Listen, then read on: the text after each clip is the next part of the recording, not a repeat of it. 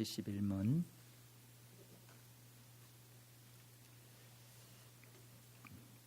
세례의 물로 씻는 것처럼 확실히 그리스도께서 자신의 피와 성신으로 우리를 씻으신다는 약속을 어디에서 하셨습니까?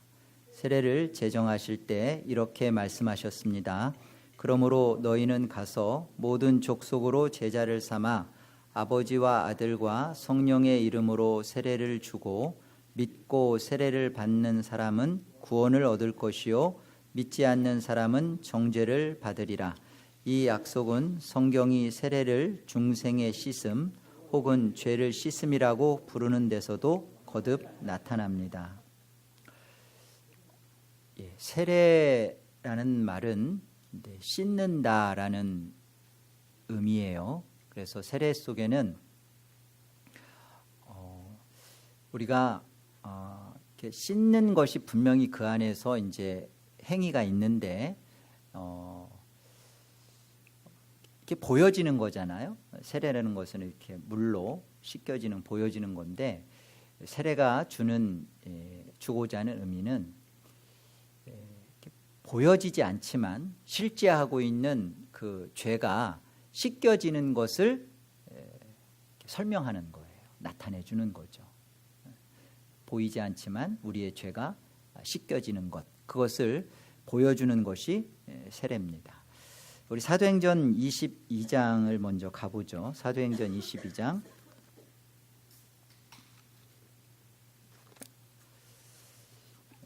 16절 한 절인데요. 같이 한번 합독하겠습니다. 16절 함께요. 이제는 왜 주저하느냐? 일어나 주의 이름을 불러 세례를 받고 너의 죄를 씻으라 하더라. 세례는 이렇게 형식이 있어요. 물로 이렇게 씻는 형식이 있는데 이 형식 자체가 중요한 것이 아니라 이 형식을 통하여서 설명하고자 하는 의미와 내용이 중요합니다. 그러니까 세례를 받고 뭐를 하라는 거예요? 죄를 씻으라는 거예요. 죄를 씻으라. 세례를 통하여서 이제 두 가지로 죄가 씻겨집니다. 우리 앞부분에서 했어요. 여러분 얼마나 기억하는지 한번 여쭤볼게요. 첫 번째, 무엇으로 씻겨지죠? 첫 번째, 이 죄가 씻겨지는데 첫 번째로 씻겨지는 건 뭘로 씻겨지죠? 그리스도의 피로. 맞아요. 그리스도의 피로 씻겨집니다. 두 번째는 성령으로 씻겨집니다. 자, 여러분 이 세례를 통해서도 우리의 구원에 대한 그 설명이 여기에 다 함축되어 있어요. 그리스도의 피로 죄가 씻겨지는데 이때 씻겨지는 죄는 어떤 성격을 갖고 어떤 내용을 갖고 있죠? 씻겨지는 죄는 뭐가 씻겨지는 거예요? 죄책이 씻겨지는 거예요. 죄책이 씻겨진다는 것은 그 죄에 대한 책임, 죄의 형벌, 죄로 인한 저주, 심판, 이런 것이 예수 그리스도의 피로 그것이 다 사해진다는 겁니다. 그래서 죄사함 받았다라는 뜻입니다. 신학적인 용어는 뭐라고 하죠? justification이라고 해서 칭이라 그러죠. 그래서 이 의롭다 함을 받았다. 이게 죄사함 받았다. 그리고 칭의 받았다. 그렇게 설명되는 거예요. 이 죄가 씻겨졌을 때 뭐로? 그리스도의 피로. 또 하나 성령으로 씻겨졌다 할 때는 뭐가 씻겨질까요? 죄의 요소 속에서 어떤 것이 씻겨졌을까요? 죄의 책임은 칭이고 죄의 오염, 죄의 부패. 그렇죠? 실질적으로 죄사함을 받았지만 여전히 우리 안에 본성 안에 여전히 갖고 있는 부패와 오염의 성향, 이런 것이 계속 성령으로 씻겨지는 것을 말해요. 그래서 이것을 성화라 그러는 거죠. 그래서 이것은 거룩함을 받았다. 라는 표현을 씁니다. 이 거룩함의 요소가 이제 어떻게 이 세례 속에서 그것이 이렇게 나타나고 설명되는지가 오늘 71문을 통해서 다루고자 하는 내용이에요. 세례의 효과가 무엇인가, 세례의 능력이 무엇인가를 할 때 오늘 성령 하나님의 역사로 말미암아 성화가 이루어지고 거룩함이 받았다고 하는 이 거룩함이 이루어져가는 모습 속에서 세례가 대체 어떤 영향을 주고 있고 어떤 효과를 나타내는가, 오늘 71문을 통해서 확인하고자 하는 내용입니다. 오늘의 내용은 죄의 요소인 두 번째, 죄의 세력이고 죄의 실질적인 그 영향을 주고 있는 죄의 오염과 부패가 어떻게 성령으로 말미암아 이것이 거룩해져 가는지, 거룩함 받은 것이 어떻게 거룩해져 가는지를 세례를 통해서 확인하는 거예요. 이해하셨죠? 자, 마태복음 28장을 가보겠습니다. 하나님 말씀 마태복음 28장 19절과 20절 같이 합독하죠. 함께요. 그러므로 너희는 가서 모든 민족을 제자로 삼아 아버지와 아들과 성령의 이름으로 세례를 베풀고 내가 너희에게 분부한 모든 것을 가르쳐 지키게 하라. 볼지어다 내가 세상 끝날까지 너희와 항상 함께 있으리라 하시니라. 이 성령의 역사가 성화예요.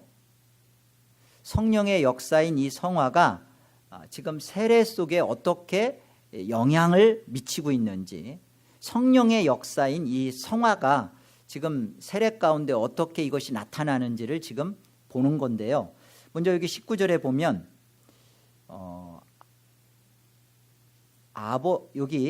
먼저 여기 우리가 확인할 것은 모든 민족을 제자로 삼으라라는 말은 신자로 삼어라, 모든 사람들을 하나님의 자녀로 삼아라라는 뜻이에요. 뭐 특별하게 12제자 삼으라는 것이 아니라 이 복음서의 표현은 그대로 하나님의 자녀로 삼으라는 뜻인데, 아버지와 아들과 성령의 이름으로, 성삼위 하나님의 이름으로라는 표현을 썼는데요. 정확한 의미는 아버지와 아들과 성령의 이름 안으로예요. 그러니까 이 세례를 주는 것, 세례를 통해서 성삼위 하나님께 이렇게 속하게 되는 것을 말하는 겁니다. 세례를 줌으로 말미암아 그 성삼위 하나님의 이름 안으로 들어가는 거예요.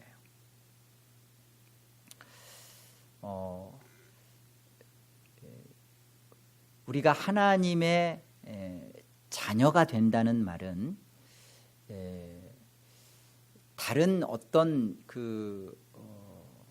천국을 가게 됐다, 또는 도덕적으로 이렇게 사람이 바뀌었다, 이게 1차적으로 제자를 삼아 1차적으로 하나님의 자녀가 되는 그 증거가 아니에요. 1차적 증거는 뭐냐면 성삼위 하나님께 속하여지고, 그 성삼위 하나님께 속하여진다는 말은 그 삼위 하나님과 사귀며 교제하며 교통할 수 있게 됐다는 거예요. 어떤 분이죠? 다 성부 하나님, 성자 하나님, 성령 하나님의 특징이 뭐죠? 대표적인 특징이 내가 거룩하니 너희도 거룩할지어다 그러죠. 이 거룩하신 하나님과 교제할 수 있게 된 것, 이게 성도예요. 바로 이 세례가 베풀어지는 것은, 세례가 주어졌다는 것은 바로 이 성삼위 하나님과 교제하며 교통하며 사귈 수 있게 됐다는 겁니다. 그래서 여러분이 내가 성도가 됐다라는 그 기쁨은 어디에서 확인받아야 되냐면, 나 죽으면 천국 가, 여기가 아니라 비로소 내가 하나님의 영광이 무엇인지를 맛볼 수 있게 됐구나. 내가 하나님의 영광을 위하여 사는 것이 나의 목적이 됐구나. 내가 하나님의 영광을 기뻐하는, 그 하나님이 삼위 하나님이 서로의 영광을 충만케 하시며 서로가 사랑에 기뻐 이기지 못했던 그 관계성 속에 내가 그것을 추구하는 구원의 자녀가 됐구나. 이게 구원이에요. 죽어서 어떤 천국 가는 것이 성도가 얻게 된 구원의 개념이 아니라, 그래서 조나단 에드워즈 목사님 말하는 것처럼 궁극적인 목적과 종속적인 목적, 우리의 구원 속에는 궁극적인 목적은 하나님의 영광이며 종속적인 목적은 천국이에요. 그러니까 우리가 하나님의 영광을 위하여 살게 됐고 그 하나님과 교제하며 교통하는 것이 너무나 우리 안에 중심이 됐고 목적이 됐는데, 당연히 따라오는 게 뭐죠? 그것이 영원히 그 하나님과 함께 사는 거, 그게 이제 천국이라 말하는 거예요. 근데 이 궁극적인 목적은 안 이루어지고 종속적인 목적, 죽어서 고통 없고 눈물 없고 어려움 없는 그런 장소적인 천국만 가겠다. 여러분, 이거는 불교의 극락하고 하등에 다를 바가 없습니다. 뭐가 달라요?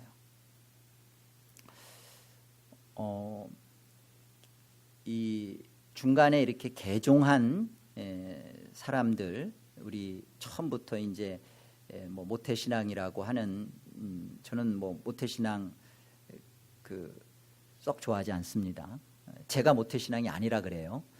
근데 이제 처음부터 모태신앙을 했던 분들은 이렇게 기독교 신앙에 대해서 이렇게 잘 이렇게 섞는 것이 조금 없어요. 그런데 개종했던 분들의 특징은 기독교 신앙 안에서도 자꾸만 뭔가를 섞으려고 해요. 예를 들자면 이렇게 무속 신앙 속에서 있었던 사람은 기독교 안에 와서도 기도하면 자꾸만 하나님께 빌어요. 자꾸 비나이다. 죽은 사람 소원도 들어주니까 지성이면 감천이다라는 것이 기독교 신앙 안에 들어오는 건 뭐냐면 이 토테미즘과 한국의 무속 신앙이 그대로 들어오는 것입니다. 천주교에 있었던 분이 기독교로 오면요, 그 천주교의 사고방식 그대로 구원을 이해해요. 불교 속에 있었던 분이 기독교에 오면 범신론적인 구원관을 갖고 삽니다. 자꾸만 뭔가를 섞으려고 하고 기독교의 이 구원에 대한 의미를 파악하지 않아요. 기독교가 말하는 구원은 장소적인 거 아니에요. 환경적인 거 아니에요. 존재론적인 거예요. 이전에 나는 하나님과의 교제가 단절되어서 그 하나님을 원하지도, 그 하나님을 사랑하지도, 그 하나님을 위하여 무엇인가를 하려고도 안 했던 존재예요. 그런데 기독교 안에서 내가 구원이 되었다, 구원받았다, 그 순간 내 안에 분명한 인식의 전환과 분명히 달라지는 게 있는데, 이제는 뭘 깨달아요? 나는 창조주를 위하여 내가 태어난 존재구나. 구원도 내가 이 하나님의 하나님 되심을 위하여 받은 구원이구나. 그리고 가만히 보면 그 하나님과 교제하고 하나님과 교통하고 사귀고 그 하나님 안에서 누리는 것이 가장 큰 기쁨이 되어 있는 자신을 보는 거예요. 여호와를 기뻐하라. 그가 네 마음의 소원을 이루어 주리라. 가만히 보니까 여호와를 기뻐하고 있는데 내 마음의 소원이 뭐죠? 내 마음의 소원이 여전히 돈을 갖고 명예를 갖고 세상의 어떤 문제를 해결하고 그런 게 아니에요. 이 구원받고 보니까 하나님을 기뻐하는 게 나의 구원받은 자의 실존이 되고 보니까 내 마음의 소원, 하나님을 기뻐하는, 근데 또 여호와를 기뻐하고 있죠. 그러니까 여호와를 기뻐하고 있는 내 자신을 가만히 보니까 하나님을 기뻐하며 하나님의 영광을 위하는 것, 그 한 가지 소원이 나의 참 소원이 되고 있는 것을 보게 되는 거죠. 이게 삼위 하나님의 이름 속으로 세례받은 자요, 그 이름 안으로 들어간 자의 하나님의 자녀된 모습의 실존입니다. 우리가 무엇으로 내가 하나님의 자녀인 것을 스스로가 입증하고 있는가? 내가 하나님의 자녀됨이 내가 어떻게 드러나고 있는가? 여러분, 예배를 하면서, 여러분 기도를 하면서 그 하나님의 임재 속에서 그 하나님의 영광을 위하여 살고프고 그 하나님의 영광을 위하여 살고 있는 것이 나의 지금 기쁨이고 소원이 되고 있고 만족이 되고 있는가를 점검하시면 돼요. 그런 여러분들의 신앙이기를 권합니다. 20절을 보시면 내가 너희에게 분부한 모든 것을 가르쳐 지키게 하라. 볼지어다 내가 세상 끝날까지 너희와 항상 함께 있으리라 하시니라. 여기 세례를 베풀면서 이 세례 속에는 임마누엘의 약속이 있는 것을 보게 돼요. 내가 세례를 베풀어지는데 성삼위 하나님의 이름으로 세례가 베풀어지는 가운데 내가 세상 끝날까지 너희와 항상 함께 있겠다라는 약속을 주시죠. 바로 이 세례 속에는 아버지와 아들과 성령의 이름 안으로 이루어지는 것처럼 이 끝날까지 함께 하겠다. 세례 속에도 임마누엘의 약속이 있고요. 그리고 성령의 이것을 약속해요. 성령도 이 약속으로 오신 분이고 이렇게 하십니다. 요한복음 14장 가보세요. 요한복음 14장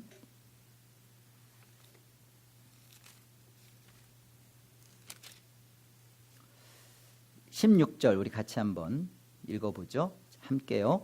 내가 아버지께 구하겠으니 그가 또 다른 보혜사를 너희에게 주사 영원토록 너희와 함께 있게 하리니.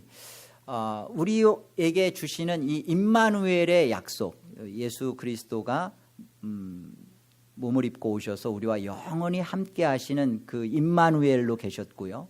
그리고 또 다른 보혜사, 이렇게 그 오실 예수 그리스도로 말미암아 오실 보혜사도 동일하게 이 성령의 약속을 갖고 있죠. 영원히 함께 하겠다는. 그러니까 우리가 이 세례를 통해서 우리가 확인해야 될 게 이거예요. 세례는 한 번 받습니다. 그리고 그 세례가 저번에 말씀드린 것처럼 누가 세례를 줬느냐, 어떤 목사가 세례를 줬느냐, 얼마나 유명한 사람이 줬느냐는 중요하지 않아요. 세례의 주체는 성삼위 하나님이기 때문에 그렇습니다. 이 한 번에 이루어지는 이 세례는 분명히 단 한 번의 형식을 갖추지만 이 세례가 평생 영향을 미친다는 겁니다. 왜요? 성령의 약속이 있잖아요. 볼지어다 내가 세상 끝날까지 너희와 항상 함께 있으리라. 또 다른 보혜사를 보내사 영원토록 너희와 함께 있겠다. 그러니까 우리의 세례를 통하여서, 세례 받음을 통하여서 우리가 형식으로는 그냥 물로 찍어 바르고 물에 잠기는 형식이지만 여기에는 어떤 약속이 있는 거예요?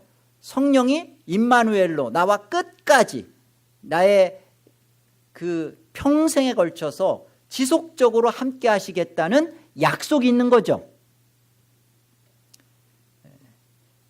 그래서 성령께서 우리가 세례 받은 이후에 우리의 삶에 여러분이 보여졌던 안 보여졌던 간에 여러분과 저의 삶 속에 끊임없이 간섭하시고 끊임없이 개입하셨습니다. 성령 하나님이 여러분의 모든 일거수일투족에 세례와 함께 우리와 함께 있겠다라는 그 약속을 성령께서 지금까지 하고 계시단 말이에요. 앞으로도 마찬가지고. 이게 세례가 주는 능력이고 효과예요. 세례 자체에 구원이 있다는 말이 아닙니다. 세례 자체에 능력이 있다는 말이 아니에요. 그러나 그 세례에게 주신 하나님의 영원히 함께 하겠다는 약속이 있는 거예요. 약속이. 언약이 있는 거예요. 어떤 언약? 성령이 우리와 함께 하시겠다 그러잖아요. 오늘 성령으로 죄가 씻겨짐으로 말미암아 우리가 거룩함을 받았다. 우리 안에서 계속 이루어지는 일이 성령이 우리 안에 세례와 함께 우리 안에 들어오신 그 성령이 계속적으로 이 일을 이루시는 거예요. 지속적으로. 여러분, 유아 세례가 이제 뒷부분에 가서 유아 세례를 제가 집중적으로 다룰 건데 유아 세례가 왜 개혁주의 신앙 안에서는 이 유아 세례를 받아들이고 있고 더군다나 우리 교회는 유아 세례를 왜 베푸는가? 왜 그렇죠? 어린아이는 몰라요. 이게 뭔지도 몰라요. 저번에 우리 지우기 했지만 그냥 조용히 잠자고 있는 애 잠 깨우는 정도밖에 안 되잖아요. 찬물 찍어 바르는데 몰라요. 그런데 누구는 알아요? 부모가 아는 거예요. 여러분, 이 참 놀라운 거죠. 언약에 담겨진 축복이에요. 그래서 부모 중에 아버지든 어머니든 한 분만 예수 그리스도를 믿고 고백하는 부모가 있으면 한 분의 신자라면 세례를, 유아 세례 베푸는 겁니다. 왜요? 이 유아 세례를 통하여서 하나님이 주시고자 하는 그 언약, 성령의 약속이 이 아이에게 지속 평생토록 함께 머무실 것이라는 하나님의 약속을 우리가 언약으로 받기 때문에 그래요.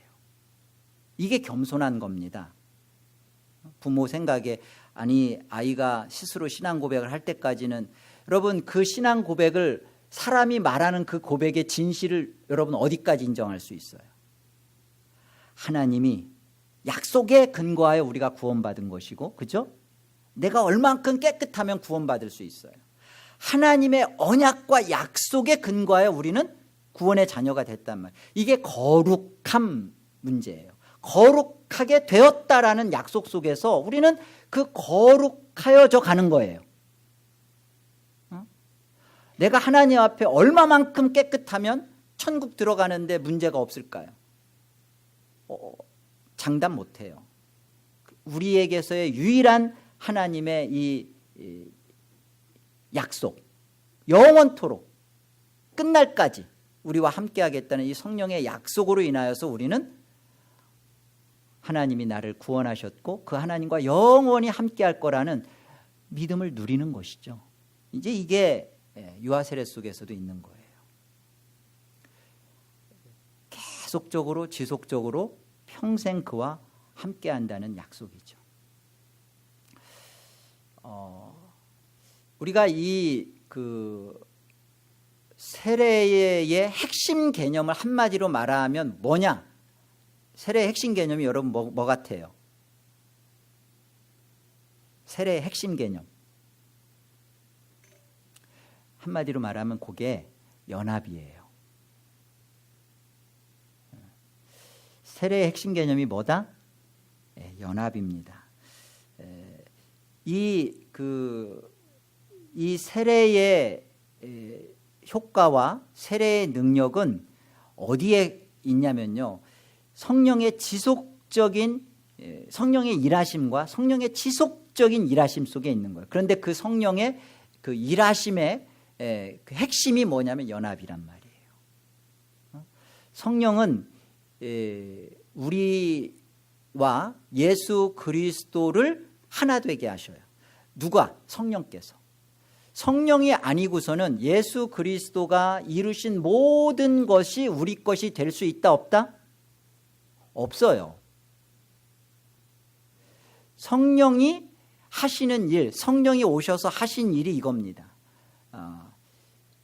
다른 게 아니라 예수 그리스도가 하신 십자가에 죽으시고 부활하심으로 말미암아 우리를 죄책에서 그리고 또 우리의 그 부패와 오염을 거룩하게 한 그것을 우리 것이 되도록 적용시킨 것이 그게 성령 하나님의 사역이란 말이에요. 그 성령 하나님의 그 사역, 이것은 철저하게 예수 그리스도가 하신 그 일을 우리에게 접붙여 주는 거예요.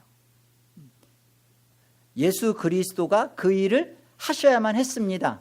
왜요? 내가 반드시 그렇게 그것을 했어야만 했으니까. 그렇기 때문에 행위 언약이라는 것, 하나님이 우리에게 지켜라, 그러면 살고 지키지 않으면 죽는다라는 행위 언약은 사실은 예수 그리스도가 이루심으로 말미암아 우리가 지킨 것이 된 거예요. 우리는 행위 언약으로 구원받은 거예요. 사실은 여러분, 은혜로 구원받았습니까? 율법으로 구원받았습니까? 우리 다 은혜로 구원받았죠. 그러나 그 은혜는 예수 그리스도가 율법을 지켜내신 은혜예요. 그래서 엄밀한 의미에서 보면 우리가 율법을 다 지킨 자로 구원받는 거예요. 그래서 하나님 앞에 받아들여지는 거예요. 하나님 앞에. 하나님의 satisfaction. 하나님이 만족하셨다라고 할 때는 하나님은 그냥 눈 감아버린 게 아니라 하나님께서 심판해야 할 죄를 예수 그리스도가 다 받으셨고, 그죠? 그리고 하나님이 만족하셔야 할 율법의 의를 예수 그리스도가 다 이루신 거예요. 그 이루심을 예수 그리스도와 우리가 함께 죽고 함께 이루어졌다라고 그것을 성립시키는 것이 성령이란 말이에요. 예수 그리스도와 우리가 하나 되게, 연합되게 하는 이 일이 없고서는 하나님 앞에 설 수가 없어요. 근데 이 일이 있었기에, 그리고 그 일이 우리 것이 되게 하는 일에 성령이 오셔서 그 일을 하신단 말입니다. 그래서 이 세례의 핵심 개념이 사실은 연합인 거예요. 왜? 세례는 성령께서 지금 어떤 일을 하는 거예요? 성령께서 우리를 죄에 대한 씻김을 하는 거잖아요. 자, 로마서 6장 가봅시다. 로마서 6장. 왜 세례 속에 그 핵심 개념이 연합인지를 한번 보죠. 3절로 5절 우리 같이 한번 합독하겠습니다. 로마서 6장 3절로 5절 함께요. 무릇 그리스도 예수와 합하여 세례를 받은 우리는 그의 죽으심과 합하여 세례를 받은 줄을 알지 못하느냐. 그러므로 우리가 그의 죽으심과 합하여 세례를 받음으로 그와 함께 장사되었나니 이는 아버지의 영광으로 말미암아 그리스도를 죽은 자 가운데서 살리심과 같이 우리로 또한 새 생명 가운데서 행하게 하려 함이라. 만일 우리가 그의 죽으심과 같은 모양으로 연합한 자가 되었으면 또한 그의 부활과 같은 모양으로 연합한 자도 되리라. 예수 그리스도의 죽으심과 우리가 합하여지는 것이 세례요. 예수 그리스도의 부활과 다시 연합하여지는 것이 그게 세례란 말이에요. 그 세례 속에서 이렇게 죽고 다시 살아나는 일을 보여주는 것은 이것이 바로 예수 그리스도가 이 땅에 오셔서 죽으시고 부활하신 것이 나와 함께 이루어진 거구나. 그래서 대신에라는 말보다는요, 더 성경적인 우리의 이해는 함께, 그리스도와 함께 죽고 그리스도와 함께 내가 살아났구나. 여러분, 이것이 왜 이게 물론 성령께서 이 일을 우리에게 연합시키는데요, 왜 이 사실이 우리에게 참 위로가 되고 또 힘이 되죠? 실제로 우리가 이 예수 그리스도와 함께 내가 죽었다라는 사실을 우리가 믿을 때, 우리 안에 죄가 일어날 때마다 실제로 성령께서 이 일을 거룩하게 해나가신단 말이에요. 우리가 이 사실을 믿지 않고 죄와 싸워서 이길 방법은 없어요. 여러분, 우리의 의지와 결심과 노력으로 해서 우리가 거룩해질 수 없습니다. 그런데 분명히 지금 성경이 뭐라고 약속해요? 예수 그리스도와 함께 우리가 죄에 대하여 죽었죠. 이 사실에 대한 믿음을 가졌을 때 우리 안에 거룩하지 못한 부패한 성향과 죄된 것이 솟구쳐 올라올 때 이 죄를 누르며 싸우며 이길 수 있는 힘이 바로 이 성령께서 하신 이 일에 대한 우리의 믿음이에요. 이 사실이 우리를 거룩한 자로 만들어져 가는 것입니다. 성령과 별도로 나 혼자 되어지는 일이 절대 아닌 거예요. 그러니까 우리가 이 사실을 얼마만큼 믿고 이 사실을 내 안에 갖느냐가 우리가 거룩해져 가는 거죠. 이미 예수 그리스도와 함께 죽음으로 인하여 우리는 죄에 대하여 사실은 다 끝장난 자요. 죄가 하나님 앞에 다 해결된 자예요. 도무지 없는 자예요. 그런데 지금 내 안에서 육신에 죄된 것이 솟구쳐 오를 때 어떻게 해야 되는 거예요? 당황할 문제가 아니라 내가 예수 그리스도와 함께 이루어진 이 사실을 믿음으로 가져야 되는 문제예요. 아멘이시죠? 뿐만 아니라 예수 그리스도와 함께 우리가 부활했다라는 것이 우리가 살아가면서 고달프고 지치고 힘들고 할 때마다 예수 그리스도의 몸의 부활이 우리에게 주는 영광스러운 미래에 대하여 우리가 소망을 진짜 갖는 거예요. 오늘날 기독교 신자들이 자신이 처한 지금의 자리에 대해서 얼마나 이 길 끝에 우리에게 주어질 영광이 얼마나 큰지에 대하여 이거에 대한 묵상이 너무 적어요. 우리 기독교 신앙만이 이 세상이 줄 수 없는 그리고 이 세상의 그 어떤 것으로도 만족시켜 줄 수 없는 가장 큰 기쁨과 가장 큰 소망을 갖고 사는 사람들입니다. 근데 그 소망을 갖고 있으면서도 늘 오늘 이 고달픈 현실에 대하여 아무런 답이 되지 못하는, 왜 그렇죠? 예수 그리스도와 함께 내가 부활한 존재요. 그 부활한 존재로서 오늘 내가 실제로 그렇게 살고 있는 것이 그 부활한 그 완성의 존재를 내가 누리는 거거든요. 그게 믿음의 요소예요. 이것이 우리 안에 실질적인 것이죠. 디도서 3장을 우리 가보겠습니다. 디도서 3장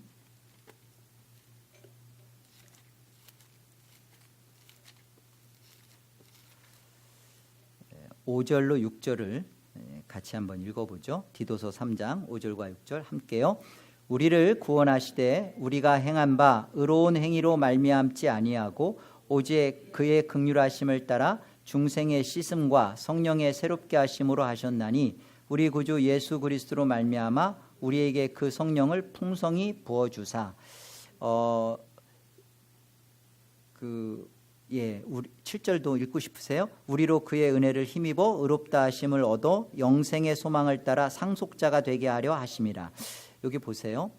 6절에 보면 우리 구주 예수 그리스도로 말미암아 우리에게 성령을 풍성히 부어 주셨다라고 말씀하십니다.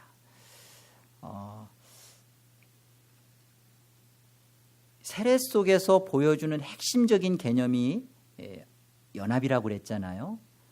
근데 이 연합이 왜 이렇게 중요하냐면 그리스도와 우리가 유니온 크라이스트, 그리스도와 우리가 하나가 되는 문제가 왜 이렇게 중요하냐면 예수 그리스도가 우리가 이루고 받아야 할 모든 구원의 모든 것들을 예수 그리스도가 실제로 다 하셨기 때문에 그래요. 예수 그리스도가 하신 것을 그대로 우리 것이 되게 하는 것이 연합이에요. 자, 그 고린도전서 1장 30절을 한번 먼저 가보세요. 고린도전서 1장 30절.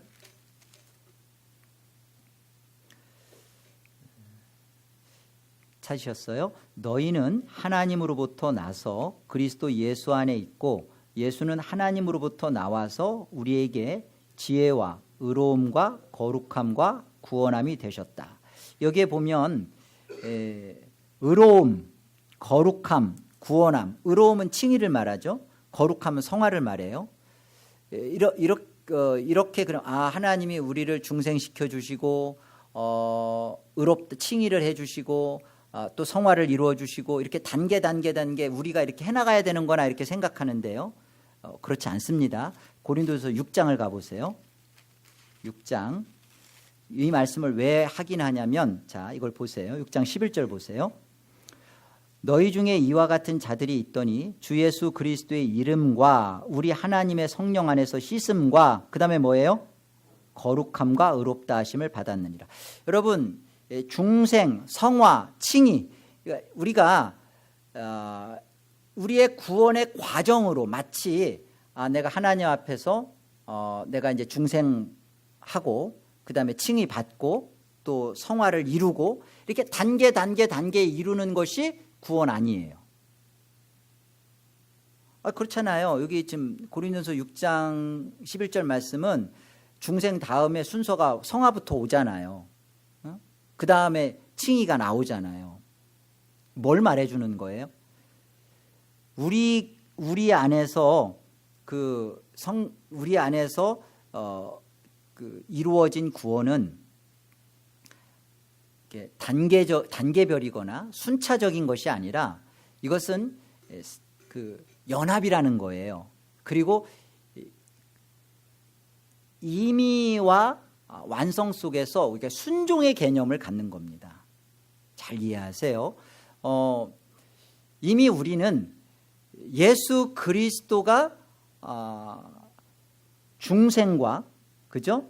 그 다음에 의롭다함과 거룩함, 구원함, 예수 그리스도가 그 모든 것을 다 성취하셨어요. 다 가지셨어요.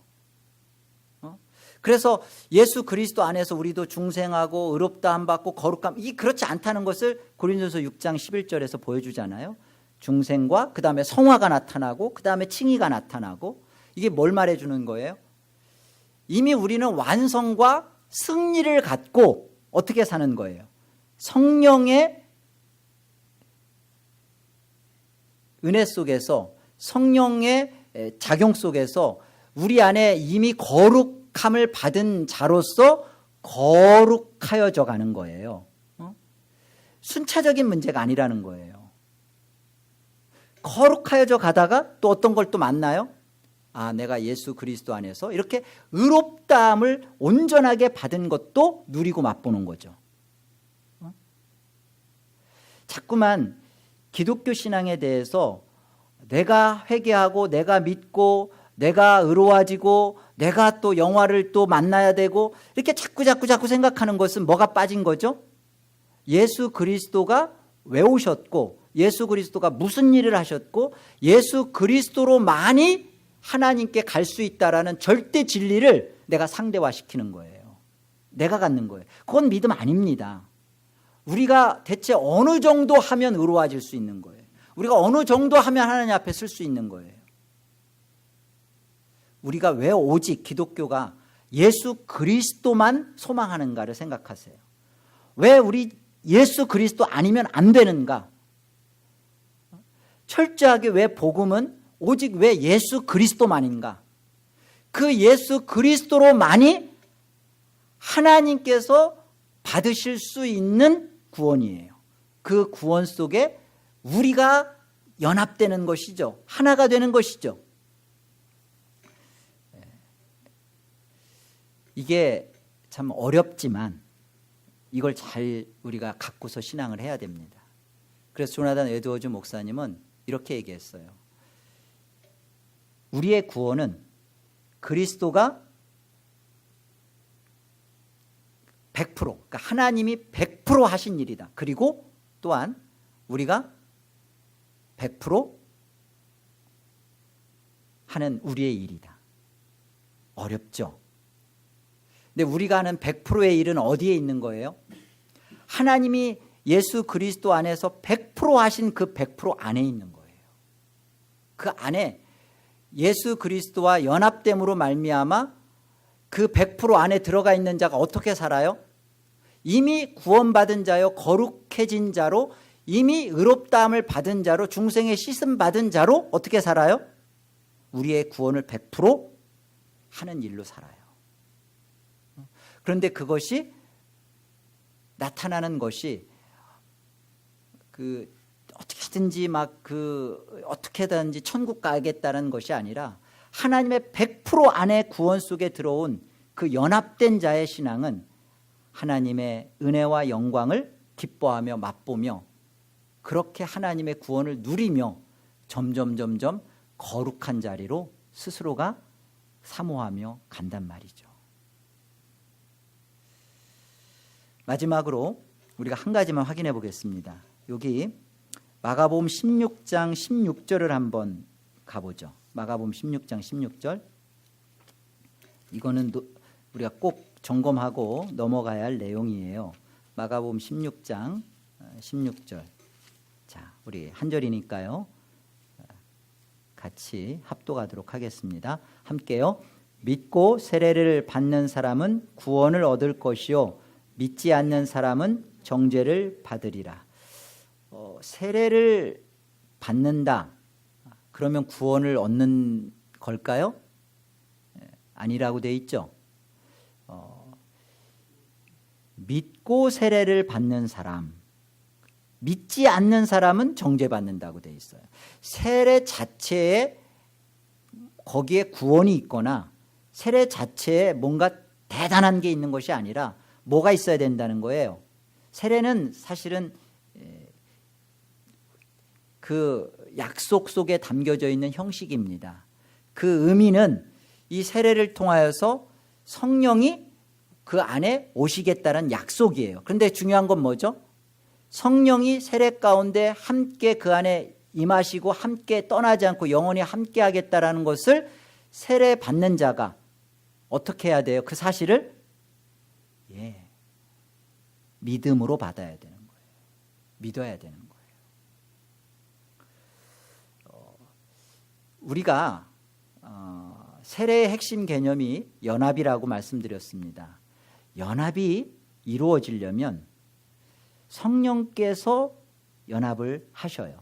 그런데 성령은 그냥 연합시키는 게 아니라 믿지 않는 자는 정죄받습니다. 성령께서 예수 그리스도가 하신 모든 것을 우리 것이 되게 하는데 성령이 하시는 한 가지 조건이 뭐예요? 성령이 쓰시는 풀이 뭐예요? 믿음이에요.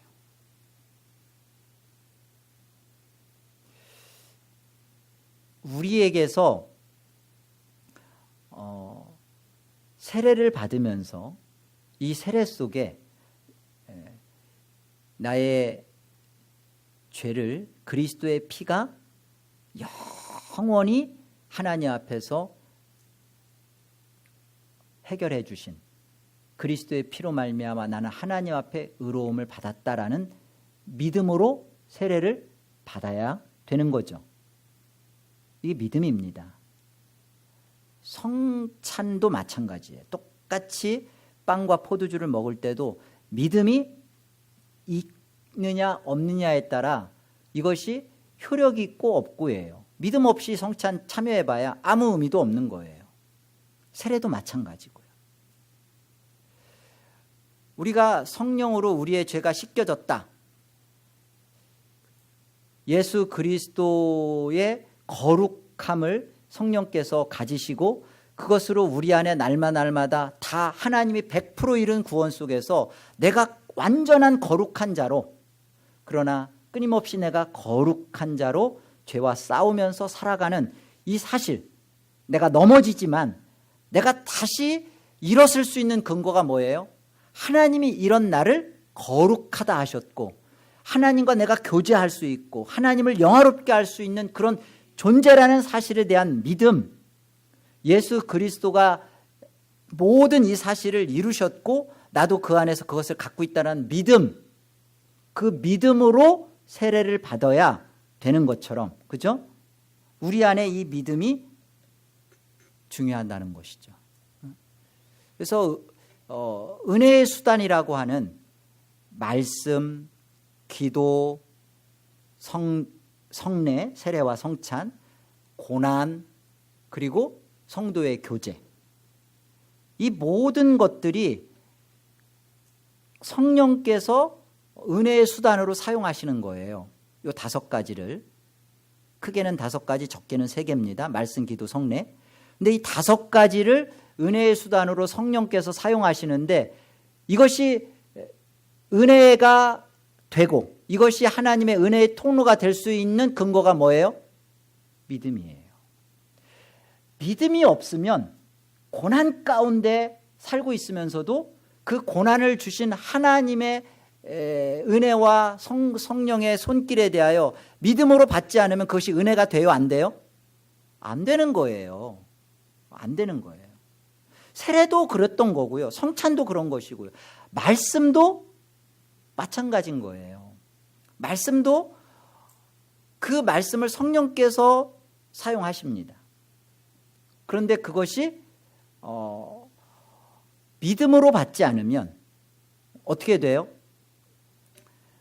말씀에 대해서 지식적으로 되고 이성주의가 돼버리고 교조주의가 되는 거예요. 교리로만 갖고 있단 말이에요. 왜 그러죠? 믿음이라는 것은 여러분 쉽게 말하면 뭐냐면 순종입니다. 믿음, 순종은 같은 거예요. 의미가 우리 안에 순종이라는 게 뭐예요? 받아들이는 거죠. 믿음이라는 건 뭐예요? 칼빈이 말한 것처럼 거지의 손이라고 그랬잖아요. 하나님이 주시는 그 은혜를 그냥 받는 거지의 손, 믿음이거든요. 하나님 앞에 엎드리는 거예요. 하나님이 말씀하실 때 그 말씀을 통하여서 내가 이 말씀 앞에 내 자신이 비추어질 때 하나님 옳습니다. 하나님의 말씀이 정답입니다. 그렇게 받을 때, 그렇죠? 이때 어떻게 되는 거예요? 은혜가 은혜되는 거예요. 은혜가 역사하는 거예요. 성도의 교제도 마찬가지예요. 여러분, 성도의 교제가 서로 밥 먹고 서로 차 마시고 이게 성도의 교제인가요? 이 성도의 교제 속에 믿음이 있어야 돼요. 믿음이. 그래야 성령께서 이 성도의 교제 속에 교통을 하시는 거예요. 성령의 교통이 이루어지는 게 진정한 성도의 교제죠. 이 안에서 성도들이 같이 이 하나님의 나라와 하나님의 통치와 하나님의 말씀에 대한 순종함, 그리고 하나님의 영광을 위한 사모함, 하나님을 기쁘시게 하고자 하는 간절함, 이런 것들이 서로가 있을 때 그 성도의 대화는 풍성해지고 생명이 나타나는 것이죠. 거기에서 모여가지고 서로 지식을 자랑하고 자신의 어떤 경험을 얘기하고, 그건 성도의 교제가 아니라 그냥 밥 먹는 거예요. 진정한 성도의 교제는 위로와 권면과 질책과 세워줌과 축복과 이런 모든 것들이 있는 것이죠. 그러니까 은혜의 수단, 이 모든 것들이 성령께서 우리에게 은혜가 되게 할 수 있는 근거는 믿음입니다. 믿음이라는 것을 어렵게 생각하지 마세요. 우리가 하나님의 앞에서 정말 하나님의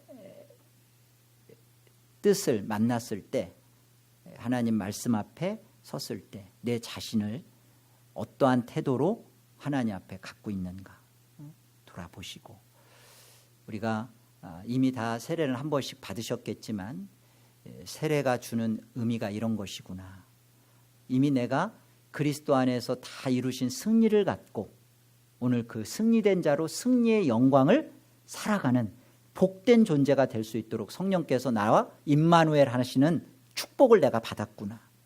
그 축복 속에서 여러분이 세례를 기억하시고 떠나시지 않겠다는 성령의 약속 속에서 여러분이 혹 연약하고 혹 지치고 넘어질지라도 믿음으로 다시 일어나셔서 승리의 영광을 맛보시기를 주의 이름으로 권합니다.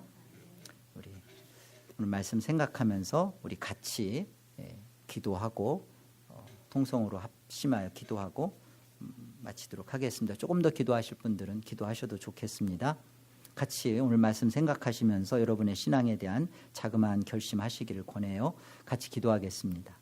아버지 하나님, 은혜를 감사합니다. 오늘 세례를 통하여서 성령 하나님께서 우리 안에 이미 예수 그리스도 안에서 이루신 모든 그것들, 그 승리를, 그 거룩함을 우리 안에서 또한 이루어내시는 것 감사합니다.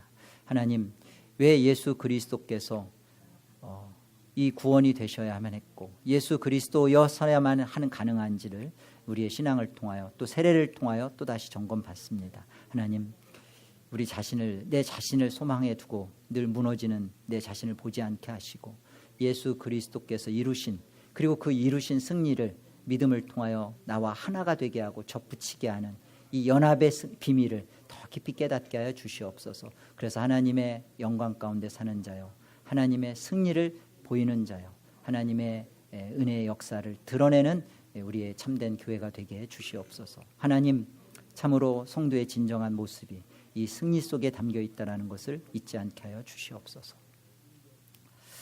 하나님 아버지, 은혜를 감사합니다. 세례를 통해서 하나님께서 이루신 예수 그리스도의 모든 죽고 부활하는 것, 구원의 모든 것들을 우리 것이 되도록 하나 되게 해주신 것 감사합니다. 그것을 보여주셔서 감사합니다. 그렇게 실상 이루어졌지만 눈으로 나타나는 것, 실제로 씻는 것을 통하여서 그 사실을 하나님이 입증하시고 인식시켜 주셔서 감사합니다. 하나님, 이 사실을 붙잡고 늘 죄와 싸우다가 지치고 넘어지고 현실에 고달퍼 참 안주할 때마다 하나님, 내 안에 세례를 통하여서 내가 보았던 것처럼 실제로 그런 승리가 이미 내 안에 주어